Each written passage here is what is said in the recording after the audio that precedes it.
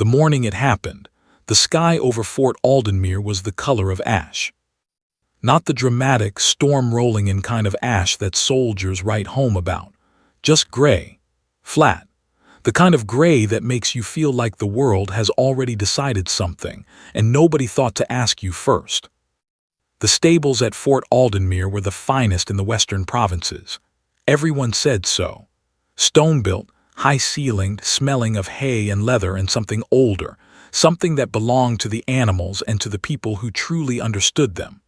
There were 40 horses stabled there, all of them trained for war, all of them valuable beyond counting. But there was only one Iron. He stood in the third stall from the left, 17 hands tall, black as a closed eye, with a scar running from his left shoulder down to his knee. A souvenir from a battle that had killed 2 men and broken the spirit of every other horse on that field. Iron had come home from that battle still standing. Barely, but standing. The soldiers who passed his stall every morning gave him a wide berth, not out of cruelty, out of respect. The kind of respect that has a little fear folded inside it, like a letter you're not sure you want to open. That morning, General Aldric Vane stood in the center of the stable yard with his arms crossed and his jaw set, and his eyes carrying the particular coldness of a man who has already made a decision and does not intend to revisit it. 2 soldiers stood on either side of a young woman. She was not struggling. That was the first thing people would remember later when they talked about it in low voices over their meals. She was not crying, not shouting, not begging. She stood between those 2 soldiers the way Iron stood in his stall, still and watchful, and somehow larger than her situation. Her name was Lena Marsh.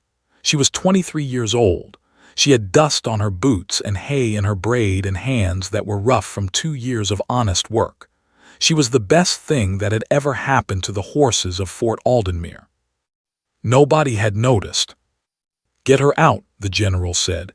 His voice did not rise, it never needed to. "I don't want her on stable grounds. Not today, not tomorrow, not any day after." One of the soldiers cleared his throat. "Sir, her assignment has changed," the general said, and that was the end of that conversation. Lena turned her head just slightly and looked back at the third stall from the left. Iron was watching her. His ears were forward. His great dark eyes were fixed on her face with an expression that no one who hadn't spent real time around horses would have recognized. But Lena recognized it. She had seen it every morning for 2 years. He was asking her not to go. "I'll be back for you," she said quietly. Not to anyone in particular, not loud enough for the general to hear, just to the horse in the particular tone she used when she wanted him to understand something important. Then the soldiers walked her out of the yard, and the gate closed behind her, and General Aldric Vane turned back toward the stables with the satisfied expression of a man who has resolved a problem. He had not resolved a problem. He had just created the biggest one of his career. Because 3 hours later, Iron had not moved. Not one step. Not forward, not backward, not sideways. He stood in his stall like something carved from the same black stone the fort was built from, and he looked at every person who approached him with an expression that said, very clearly, that they were wasting their time. The general had a campaign inspection in 4 days. He needed Iron ready to ride in 2. Iron had other ideas. And the most feared commander in the western provinces. A man who had broken sieges and outlasted winters, and once negotiated a ceasefire with nothing but a cold stare and a silence that lasted 11 minutes, had run out of ideas before noon. Lena, Iron, and the world that made them. To understand what happened in that stable yard, you have to go back. Not far, just 2 years. Lena Marsh arrived at Fort Aldenmere on a Tuesday in early spring, carrying a single bag and a letter of recommendation from a cavalry outpost 3 provinces east. The letter was short. It said she was hardworking, quiet, and unusually good with difficult horses. It did not mention her father. She had made sure of that. She was given the worst stall assignments. The horses nobody else wanted to deal with, the biters, the kickers, the ones who had been through too much and come back wrong. This was not unusual for new stable hands. It was a kind of test. Most people lasted 3 weeks before asking for reassignment. Lena lasted 3 weeks before she had every one of those horses eating from her hand. She didn't use tricks. She didn't use fear. She simply paid attention in a way that most people, if they are honest, never quite manage. She watched the way a horse held its ears when it was uncertain. She noticed the way a particular gelding always shifted his weight to his right side before he spooked, giving her a half-second warning that was enough to keep both of them safe. She learned the difference between a horse that was angry and a horse that was in pain, which, she once told a younger stable hand, was a difference that mattered enormously and that most people never bothered to learn. She was not unfriendly. She was simply someone whose attention lived mostly in the world of the animals she cared for, and people who spent time with her understood, eventually, that this was not rudeness. It was devotion. Iron came to her in the way that important things often do, sideways, unexpectedly, without announcement. She hadn't been assigned to him. Nobody had assigned her to him. Iron in those days fell under the direct supervision of Orrin Hatch, the senior stable master, a broad-shouldered man in his 40s who had held that position for 11 years and wore that fact like a medal. Orrin was competent. He knew horses well enough. But there was a fundamental difference between Orrin and Lena, and it was this: Orrin managed horses. Lena listened to them. She had been passing Iron's stall one evening, heading back from the water trough, when she heard him, not a sound exactly, more of an absence, an uncanny quiet from a stall that should have had the ordinary night sounds of an animal settling. She stopped, looked in. Iron was standing with his head lowered in a way that had nothing to do with sleep. His breathing was shallow. His left rear leg was cocked at an angle she didn't like. She went in without hesitating. She found the problem within 2 minutes: a stone bruise on his frog, the sensitive inner part of his hoof that had been missed during the afternoon check. Left untreated, it would have become an abscess. An abscess in a warhorse's hoof on the eve of a long march was the kind of thing that ended campaigns. She cleaned it, packed it, wrapped it, and stayed with him for an hour until his breathing evened out and he stopped holding his leg that way. Iron turned his head and looked at her when she stood to leave. Just looked at her, the way he would come to do 1,000 times over the following 2 years. And something shifted between them, something quiet and permanent and impossible to explain to anyone who hasn't felt it, that particular moment when an animal decides you are safe. She told Orrin about the injury the next morning. Orrin logged it under his own name without acknowledging her. She didn't expect otherwise. She was new and he was senior, and that was the way things worked. But Iron remembered. After that, Iron began watching for her. She would pass his stall on her way to her other assignments, and he would track her with his eyes the entire length of the corridor. When she came in at night to do her last check, he would step forward before she reached his door, the way a dog comes to meet someone it trusts. She started spending extra time with him, not on any official schedule, just because he seemed to need it, and because she found that the time she spent with him was the quietest and most honest part of her day. She talked to him. This was the thing that Orrin eventually would use against her. She talked to him the way you talk to someone who understands you, in a low, even voice, about whatever was in her head, the weather, the work, the horses she was worried about, her father. Always, eventually, her father. His name had been Callan Marsh. He had been a cavalry rider under General Vane's command, 12 years ago, before Lena came to the fort. He had served honestly by all accounts for 9 years. And then, in a single written order, General Vane had dismissed him from service without stated cause, and Callan Marsh had gone home to a small house 2 provinces away and spent the rest of his life being quietly diminished by the weight of an unexplained dismissal. He had died 4 years ago. He never knew why it happened. Lena knew. She had pieced it together over years, from fragments, a letter here, a name there, the careful avoidances of people who knew more than they said. Her father had raised a concern about a supply order that turned out to involve someone connected to the general's inner circle. The concern had been legitimate. He had raised it honestly and through proper channels. Within 2 weeks, he was gone. She had not come to Fort Aldenmere for revenge. She was not that kind of person. She had come because the horses were there, and because she was good at this, and because some part of her believed, without being able to fully articulate it, that being near the place where her father's story had ended was better than being far from it. She had not planned to tell any of this to a horse. But Iron was an exceptional listener. Meanwhile, Orrin Hatch had been watching her, not with malice, initially, with the particular attentiveness of a man who has held a position of authority for a long time and has developed a sharp instinct for anyone who might, without intending to, make him look inadequate by comparison. Lena did not intend to, but she was better with Iron than Orrin was, and Iron made it obvious, and the stable yard was not a large place, and people noticed.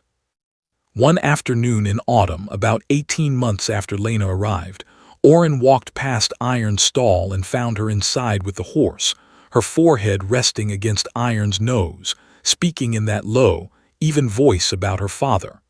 Iron's eyes were half closed. He was as relaxed as anyone had ever seen him. Orrin stood in the doorway for a long moment. Then he walked away.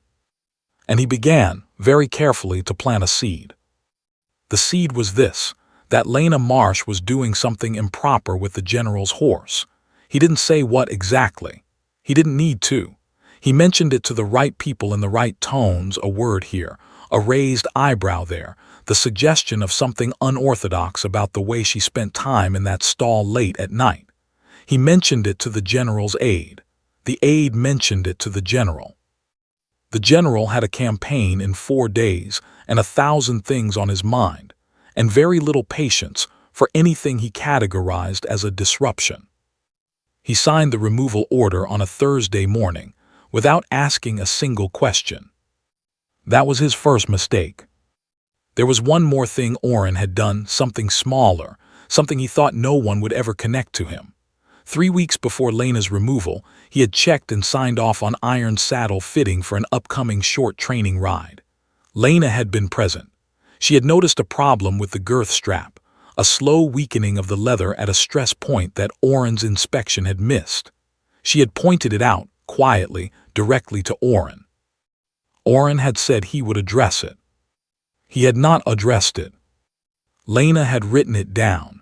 Date, time, what she saw, what she said, what Orrin said in response. She kept the note folded in the front pocket of her work jacket. She had not planned to use it. She had just learned from a lifetime of caring for animals that you keep records of the things that matter, because sometimes the things that matter are the only protection you have. 4 days, 1 horse, no options. By midday on the day of Lena's removal, the fort knew something was wrong. Not because anyone announced it. The fort was not a place where problems were announced. It was a place where they were managed quietly at the appropriate level of rank and only escalated when absolutely necessary. This escalated quickly. Orrin went into Iron's stall at his usual time, with his usual manner, businesslike, efficient, the manner of someone who has done this 1,000 times and expects to do it 1,000 more. He clipped the lead rope to Iron's halter. He gave it a practiced, firm tug. Iron did not move. Orrin tried again. Iron's ears went back, which was a warning, and Orrin, to his credit, recognized it as one and stepped back. He tried talking to the horse, which he did not do naturally, in the flat, slightly strained voice of someone imitating a thing they have seen someone else do. Iron looked at the far wall.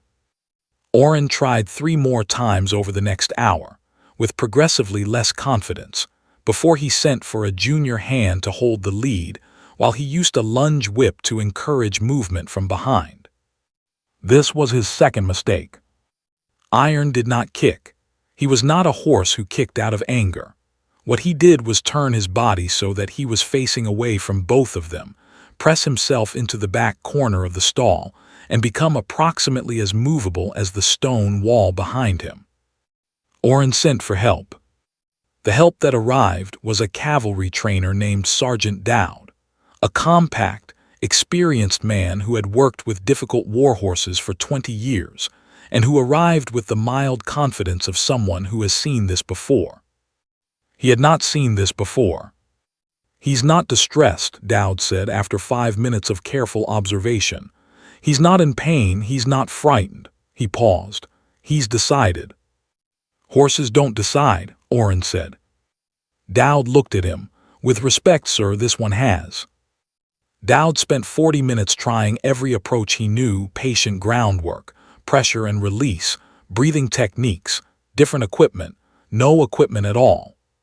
Iron stood in his corner and regarded each attempt with the expression of someone sitting through a presentation they did not ask for and do not find interesting. Word reached the general at 2 in the afternoon. He came to the stables himself, which was unusual. He stood outside the stall for a moment, looking at Iron through the bars. Iron looked back at him. "Open it," the general said. Someone opened the stall. The general went in. He was not a man who was afraid of horses. He had ridden in battle, which is a thing that filters out fear very thoroughly. He took the lead rope. He spoke to Iron in the direct, authoritative tone that had moved battalions. Iron took one slow step to the left, so that he was facing the wall instead of the general, and stopped. The general stood very still. Then he handed the rope back, walked out of the stall, and said with extraordinary control, "Get me Dowd and get me Marsh." There was a pause. "Sir," said his aide carefully, "Marsh was removed this morning per your order." "I know what my order said," the general replied. "I said get me Dowd." He did not say get me Marsh again, not yet. That evening, a junior aide named Paris, 19 years old, well-meaning, chronically unable to read a room, knocked on the general's office door. "Sir," he said, "there's a girl. She was the one who—" "I'm aware of who she was," the general said, without looking up from the map he was studying. "She might be able to—" "That will be all, Paris." Paris left. The general stared at the map. The campaign inspection was in 4 days. It was not a battle, it was a political display, the kind that shaped how the high command viewed you, the kind that determined whether you stayed where you were or moved higher. He was expected to arrive on Iron. It had been arranged. It had been announced. General Vane on his famous black Warhorse was the image that had been cultivated for a reason. A general who couldn't ride his own horse was a general who looked like a man who had lost control of something fundamental. He rolled the map up. He went to bed. He didn't sleep. At 2 in the morning, unable to stay away, he walked back to the stables alone. No aide, no soldiers, just himself in his long coat carrying a lantern. He stood outside Iron's stall and held the lantern up. Iron was awake. He turned to look at the general with those dark, enormous eyes, and for a moment the only sounds in the stable were the quiet breathing of 40 horses and the distant movement of a night wind under the stable doors. "What is wrong with you, animal?" the general said. His voice came out differently than he intended, quieter, less certain. Iron blinked. And if a horse could look disappointed, in the particular way that someone looks at you when they have expected better from you and found themselves let down, that was what the general saw in Iron's face. He stood there for a long time. Then he set his lantern down on a post, sat on a hay bale outside the stall, and spent 2 hours in the quiet company of a horse who would not move, turning over something he had not thought about in a very long time. If you are enjoying this story so far, stay with us, because what happens next is something no one at Fort Aldenmere could have predicted.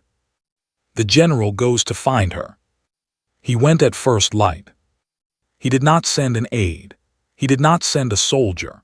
He went himself on foot in his military coat without his medals, which was as close as General Aldric Vane came to arriving somewhere unofficially. Lena had been reassigned to the laundry detail at the Eastern Barracks, a decision made by Orrin, who had taken upon himself the satisfaction of selecting her new posting. It was a 3-minute walk from the stables. He had made it a world away. The general found her in the eastern yard, folding linens in the pale morning cold with 3 other women who stopped what they were doing the moment they saw who was coming through the gate. Then, reading the situation with the quick intelligence of people who have learned to read situations quickly, they found reasons to be somewhere else. Lena did not stop folding. She finished the sheet she was working on, set it on the pile, and turned to face him. She did not bow. Junior staff bowed to the general as a matter of course. She simply stood and looked at him with an expression that was not defiant and was not afraid. It was, if anything, patient. The way you look at something you have been expecting. The general had faced down commanders, negotiators, and enemies across a table, and none of them had made him feel quite as wrong-footed as a 23-year-old stable hand, standing in a laundry yard with her arms at her sides. "Marsh," he said. "Sir," she said. "Iron hasn't moved since yesterday morning." "I know," she said. A silence. "Dowd can't move him. I can't move him. Nobody in that fort can move him." "I know," she said again. The general's jaw tightened slightly. "I need you to come back to the stables." Lena looked at him for a long moment. The morning light was coming over the eastern wall of the barracks, pale and thin, and it caught the dust on her coat and made her look, he thought, remarkably like someone who has been put somewhere they don't belong and knows it with a certainty that is beyond argument. "Why?" she said. He blinked. People did not ask him why. "Because my horse won't move." "I know." "Then you'll come." She looked at him steadily. "I'll come when you tell me what you did to my father." The words landed the way certain things land, not loudly, but with a weight that keeps pressing down after the sound is gone. The general went very still. "Your father," he said. "Callan Marsh. He served under your command for 9 years. Her voice was even, completely even, which was more unsettling somehow than anger would have been. He raised a concern about a supply order in the spring of his 9th year. Within 2 weeks he was dismissed, without cause given, without recourse. He spent the rest of his life trying to understand why." The general said nothing. "He died 4 years ago," Lena said. "He never found out." The morning wind moved across the yard. Somewhere in the eastern barracks, someone was starting a fire, and the thin smell of wood smoke drifted over the wall. "I'm not here to make a scene," she said. "I'm not here to threaten you or report you or make your life difficult. I just want to know. He was a good man and he served honestly and he deserved to know and he didn't get to, so now I'm asking." The general looked at her for a long time. 30 years of command had given him many things. It had given him tactical instinct, physical endurance, and an ability to manage men that was, by all accounts, exceptional. What it had not given him, what no amount of command gives you automatically, though some people find it anyway, was a fluency with the particular kind of conversation that requires you to be honestly wrong. He was not good at this. He was not practiced at it. He was out of armor in a laundry yard, facing a woman who was asking him a question that was fair, and he knew it was fair, and that was the hardest part. "The supply concern your father raised," he said finally, "was directed at a man named Reis, Commissioner Reis, who was at that time connected to the high command in a way that made his position." He stopped. "Protected," Lena said. "Yes. And my father was not." "No." Another silence, longer this time. "I didn't order his dismissal to punish him," the general said. I ordered it because I was told it was the only way to make the matter go away without consequences that would have." He paused. "I'm not making excuses. I'm telling you what happened. It was expedient. I knew he was right and I removed him anyway because it was easier." He said this last part without flourish, just the plain fact of it. Lena looked at him. Her expression did not change into triumph or vindication or grief. It stayed steady, the expression of someone who has waited a long time to hear a thing and finds, now that they have heard it, that they are not surprised. "Thank you," she said quietly. The general frowned. He had expected something else. "That's all." "No," she said, "that's not all, but it's a start." She looked toward the stable complex, visible over the eastern wall, and then back at him. "There's something else you should know, about why Iron won't move, and about something that was done to his saddle." She reached into the front pocket of her work jacket and took out a folded piece of paper. She held it out. He took it. "Read it." His expression did not change, but something behind his eyes did, a particular shift in the quality of stillness. The kind that happens when a man who is very controlled receives information that makes him want to be very uncontrolled, and chooses, deliberately, not to be. He folded the paper and put it in his own pocket. "Iron knows your scent," Lena said. "He's known it since I was a child. My father used to bring me to the outpost where Iron was stabled before he came here. I was 8, 9 years old. I used to feed him carrots through the fence." A brief pause. "Horses have longer memories than people give them credit for." The general looked at her. "He wasn't broken by that battle," she said. "He was waiting for someone who felt like home." She picked up her coat from the linen pile and put it on. "Take me to Iron." "Iron moves or falls, a debt is named." They walked back through the fort in silence.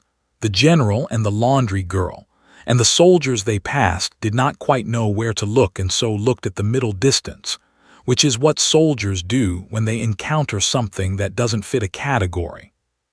At the stable gates, the general stopped. "There are people watching," he said. "Not a complaint, just a statement." "There usually are," Lena said and went through the gate. The stable corridor was quiet. Word had spread in the particular way that word spreads in military installations, silently and completely, and the people who might otherwise have been working nearby had found that they had tasks at the far end of the grounds. Orrin was not present. His absence, Lena noted, was the careful absence of someone who knows something is coming. She walked to the third stall from the left. She didn't say anything. She didn't call out to Iron or make the particular sounds that people make when they want an animal to pay attention to them. She simply walked to the stall and stood close to the door and waited. There was a pause, 3 seconds, maybe 4, and then Iron's ears appeared above the stall partition, swiveled forward, orienting on her the way a compass orients north. Then his head came over the door. She reached up and put her hand flat against the side of his face, and he pressed into her palm with a pressure that said everything that needed to be said. The soldiers who had gathered quietly at the far end of the corridor, because soldiers always gather, whatever you tell them, watched this and said nothing, because there was nothing to say. "All right," she said softly to Iron. I know." She opened the stall. She didn't rush him. She stood inside and let him come to her at his own pace, and he stepped forward the way he always had, with that particular deliberateness of a horse who is choosing to move, who wants you to understand that the choice is his. He pressed his nose against her shoulder and stood there, and his breathing slowed, and the quality of stillness in the stable changed from the tight, watchful stillness of the past day and a half into something that felt like a long exhale. The general stood at the stall door and watched this and felt, for the first time in a long time, genuinely outranked. Lena led Iron out of the stall. He walked beside her without a lead rope, his shoulder level with hers, placing his feet carefully and calmly on the stable floor.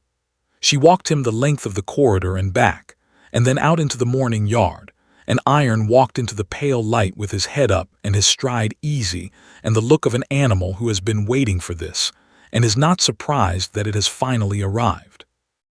Dowd was in the yard. He watched Iron walk past and then looked at Lena and said simply, "How?" "He needed someone he trusted," she said. "We all tried." "You tried to move him," she said, gently enough that it wasn't unkind.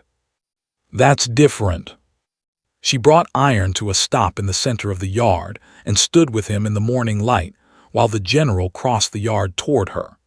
He moved with the measured pace of a man who is approaching a situation he has not fully resolved, but is committed to resolving honestly, which is a different kind of courage than the kind he was more accustomed to. "Orrin Hatch," the general said. "Where is he?" Paris, the junior aide, appeared from somewhere. "Eastern duty officer, I believe." "Bring him here." While they waited, the general looked at Lena. "The note you gave me, the saddle report." "Yes." "You kept it?" "Yes." "Why?" She considered the question seriously, the way she considered most things. "Because my father reported something honestly and nobody kept the record, and I grew up watching what happened when there's no record. So I keep records." She paused. "It's a habit." Orrin arrived in the yard with the brisk, controlled movement of someone who is pretending not to know why they've been called. He was good at it. He had practiced. He was not, it turned out, practiced enough. The general did not raise his voice. That was the thing people would describe afterward, that the general took apart 11 years of Orrin Hatch's authority in a voice that was absolutely level, in front of the yard, in front of Dowd and Paris, and the soldiers who had gathered without quite meaning to. He laid out the saddle report, the false complaint, the removal order that had been issued on Orrin's word without a single corroborating fact. Orrin said, "I had concerns about." "You had concerns about being made to look inadequate," the general said, "and you resolved those concerns by lying to me. Those are different things." Orrin said nothing. "You are removed from your posting effective this morning. You will hand your records to Dowd. You will leave stable grounds by midday." Orrin left stable grounds by midday. There was no dramatic exit, no defiant last words. He walked out of the yard with the diminished posture of someone who has discovered that the power they had was borrowed, and the loan has been called in. People who saw him go found that they felt very little. He had not been cruel enough to deserve contempt, but he had not been honest enough to deserve sympathy. He had simply been expedient, which is, in the end, a way of being nothing much at all. The yard settled. The general stood with Lena in the morning light, Iron beside them, and after a moment he said, "I have a campaign inspection in 3 days." "I know," she said. "Iron needs to be ready to ride." "He'll be ready." The general nodded once. Then he said, in a different register, quieter, in the tone he had used at 2 in the morning in the stable, the tone without armor, "There's the matter of your assignment, your official posting." Lena waited. "Dowd will need a senior hand while he takes over Orrin's administrative duties. The stable master position is." "I'll take it," she said, "on one condition." The general looked at her. "My father's service record. I want it amended, not expunged, not rewritten, just corrected. A line that says his dismissal was expedient, not deserved. That he raised a legitimate concern and was removed for it. That he served honestly." The general was quiet for a moment. "That's all," he said. The same words he had used in the laundry yard, but carrying a different weight now. "That's everything," she said.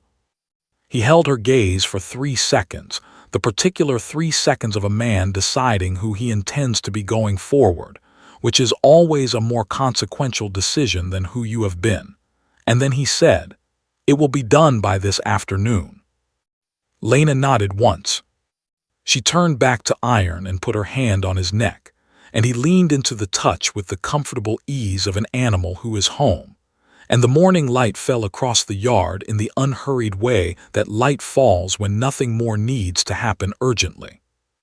"One more thing," the general said, and there was something in his voice that was unfamiliar, the particular quality of a man saying something that costs him. "Your father, the way it was handled, I would have done it differently knowing what I know. That's not an apology. I know it's not enough for one, but it's true." Lena looked at him for a long moment. "He would have appreciated hearing that," she said. She did not say, "I appreciate it." She did not say, "It's all right."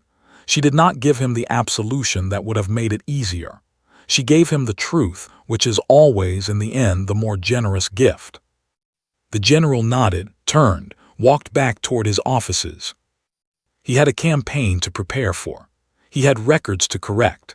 He had the long, unglamorous work of a man who has been honestly wrong and has chosen to face it, which is harder than any battle and more important than most.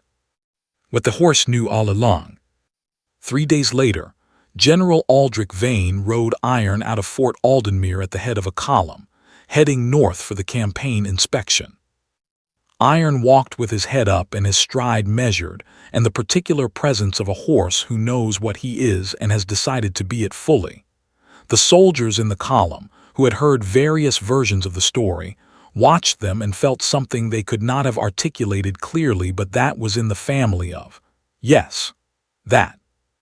Lena watched them go from the stable gate. She had been up since before dawn, as she always was. She had checked every horse in the fort, walked iron herself, fitted the general's saddle with the care of someone who understands that the small things are where honesty lives. When the general mounted, he had looked down at her once, and she had nodded once, and that was enough. The column moved out through the fort gates and onto the northern road, and the sound of hooves on stone faded slowly into the gray morning, and Lena stood at the gate until they were out of sight. Then she turned back to the stables. She had work to do. She had 40 horses to care for, and a new posting to settle into and records to organize, and 100 small tasks that were, in their accumulation, the shape of a life well spent. She was not, by nature, someone who stood still for long when there were animals who needed her. But she paused just for a moment at the door to the stable corridor, just long enough. Her father had walked through a gate like this one, 12 years ago, and not come back. He had carried the weight of an unjust thing for the rest of his life, and the weight had made him smaller than he was, which is what unjust things do when there's no one to lift them. The record would be corrected today. A single line in the official ledger that said he had been right, that the dismissal was not a reflection of his character or his service, that he had told the truth and paid for it, and the payment was not a verdict. It wouldn't bring him back. Nothing would bring him back. But there was something in it, she thought, something in the bare fact of a true thing being written down in the place where it should always have been. That was not nothing. That mattered even now, even late, even after everything. She thought about what Iron had done, not because he was trained to do it, not because someone told him to, not because it was strategic or useful or logical by any measure that the military would have recognized. He had simply refused to move until the person he trusted came back. He had held his ground in his own inarticulate, absolute way and waited. There was something in that too. The most honest thing in Fort Aldenmere for those 36 hours had not been any person. It had been a horse who couldn't be argued with or promoted or threatened or managed. A horse who just knew, who felt the wrongness of what had happened and had no mechanism for pretending otherwise. Lena sometimes thought that this was what people meant when they said animals were simple. They weren't simple. They were just completely, irreducibly themselves, in a way that most people spent their whole lives failing at. She went back to work. Outside, the northern road was empty. Inside, the stables were warm and full of the ordinary morning sounds of animals who are tended and fed and cared for by someone who knows what they need. It was enough. It was more than enough. It was, in fact, everything. Have you ever been the person in the room that nobody took seriously until something happened that only you could fix? Tell us in the comments. We read every one. And if this story stayed with you, you already know what to do. There are more stories like this one waiting, stories about the people who get overlooked and the moments that change everything. Stay with us. The next one is worth it.